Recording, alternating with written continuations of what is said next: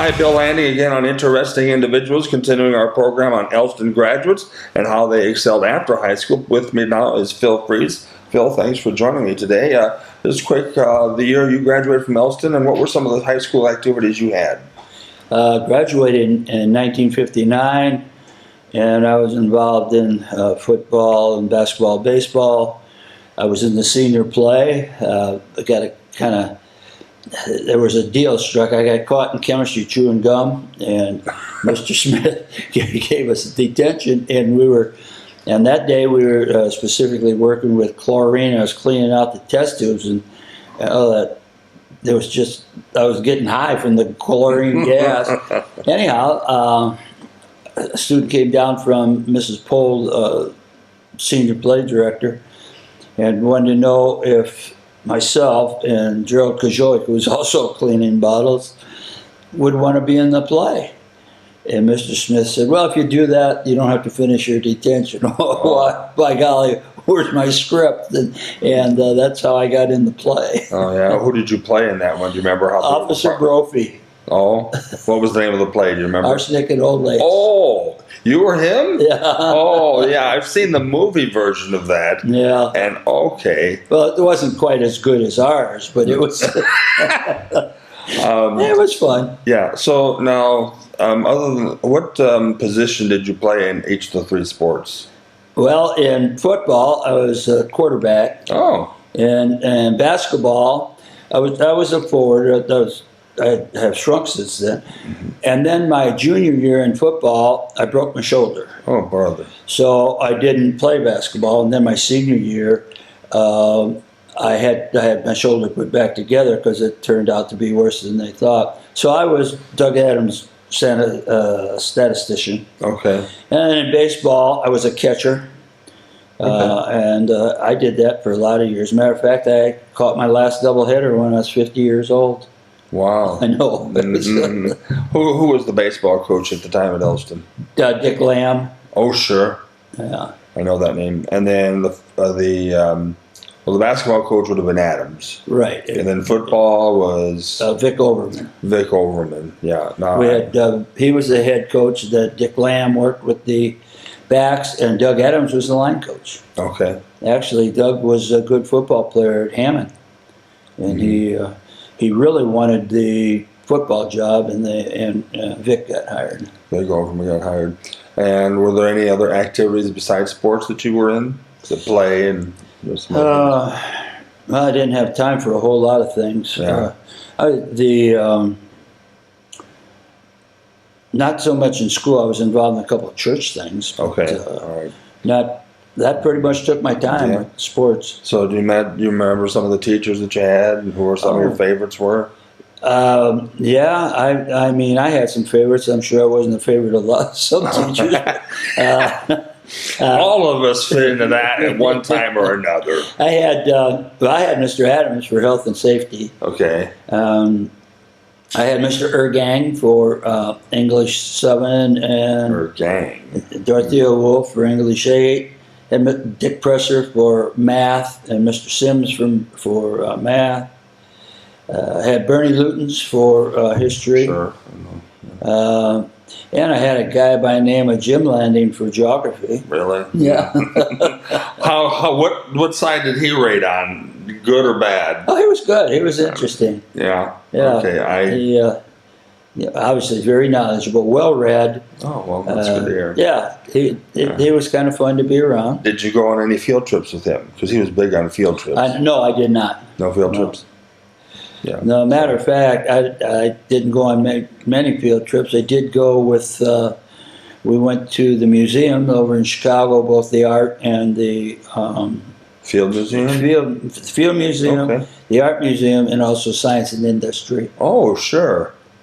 Yeah, they're all still over there. Yes, they are. Yeah. All right. So you within the athletics and then the school play, and because I know my dad was pretty good at taking kids on field trips, but they learned a lot. He's well remembered, which is always good. So, well, all right. Let's move on then. You graduated from Elston. What college did you go to? Purdue. Purdue down there. Yes. Okay. And then what did you major in? Well, I started in business and then I switched over to education. Okay. Now, did you find that going to Purdue, it was tougher than high school as far as studying or getting assignments done? I know I've heard that from some people, depending on what college they went to. So I don't know. Did you see Purdue being run almost like a high school, or no?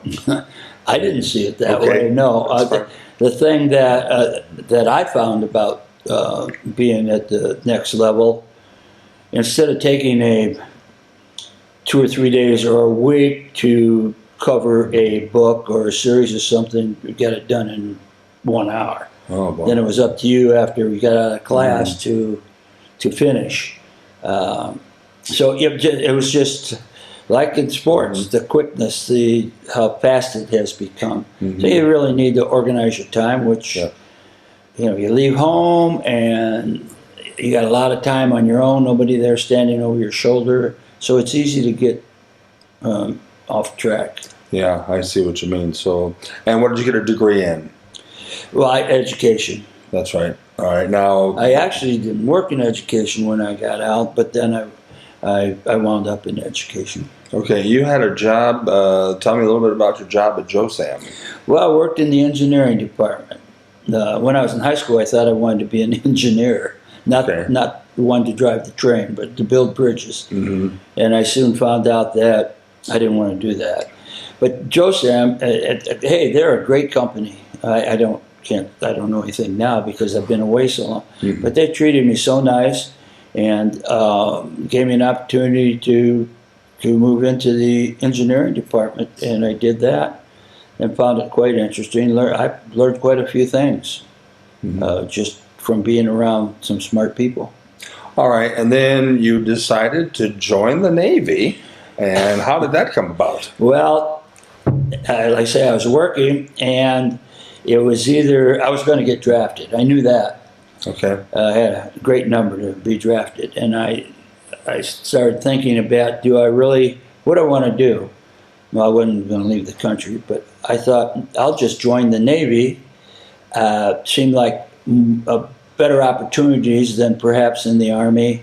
The chance, perhaps I would have tested out and had a cush job, I guess you might call it, in the Army. But the Navy was really good. I wound up in communications, which quite interesting, and I enjoyed that. And it was just a lot of responsibility, but not very difficult. Now, how many years were you in the Navy then? 3. 3? Yeah, I joined on a 3-year program. A 3-year program. Okay. Did you travel much? I did. Yeah. I spent a lot of time in the Mediterranean. Oh, sure. It's kind of like a 9-month vacation. Really? It was that good over there? No, we did travel, and I was on an aircraft carrier, so they don't spend a lot of time in port. But yeah, it was interesting, and I got to head around to the Far East, and our cruises were 9-month cruises. So out of the, I was actually on active duty for 2.5 years. They gave me an early out. Oh, I see. We came back from a 9-month cruise. I knew we were going into dry dock up in Norfolk, and I was what they classify as a short timer. I was going to get out the following March. So I even put in a billet for, that's when the Missouri was coming back, and they said I'd have to re-up for 18 months. I wasn't real excited about that, so I declined.